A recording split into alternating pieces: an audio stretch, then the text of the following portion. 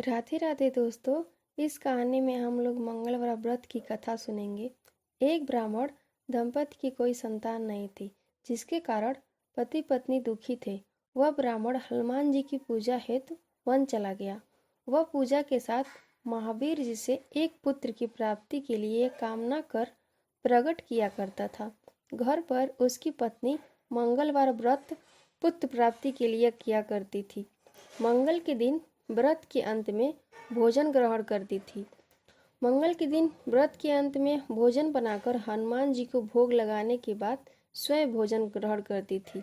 एक बार कोई व्रत आ गया, जिसके कारण ब्रह्माणी भोजन न बना सकी। तब हनुमान जी का भोग भी नहीं लगाया। वह अपने मन में ऐसा प्रण करके सो गई कि अब अगले मंगलवार के दिन भोग लगाऊंगी। तब तक उसे मूर्छा आ गई। तब हनुमान जी उसकी लगन और निष्ठा को देखकर प्रसन्न हो गए। उन्होंने उसे दर्शन दिया और कहा, मैं तुमसे अति प्रसन्न हूँ। मैं तुमको एक सुंदर बालक देता हूँ, जो तेरी सेवा किया करेगा।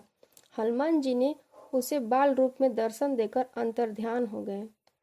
सुंदर बालक पाकर ब्रह्माणी अति प्रसन्न हुई। ब्राह्मणी ने बालक का नाम मंगल रखा। कुछ समय पश्चात ब्राह्मण वन से लौट कर आया। प्रसन्नचित सुंदर बालक को घर में क्रीड़ा करते देखकर पत्नी से बोला, यह बालक कौन है? पत्नी ने कहा, मंगलवार के व्रत से प्रसन्न होकर हनुमान जी ने दर्शन देकर मुझे बालक दिया है। पत्नी की बात छल से भरी जानकर उसने सोचा, यह उल्टा व्यभिचारिणी अपनी कुलच्छता छिपाने के लिए बात बना रही है। एक दिन उसका पति कुएं पर पानी भरने चला तो पत्नी ने कहा, मंगल को साथ ले जाओ।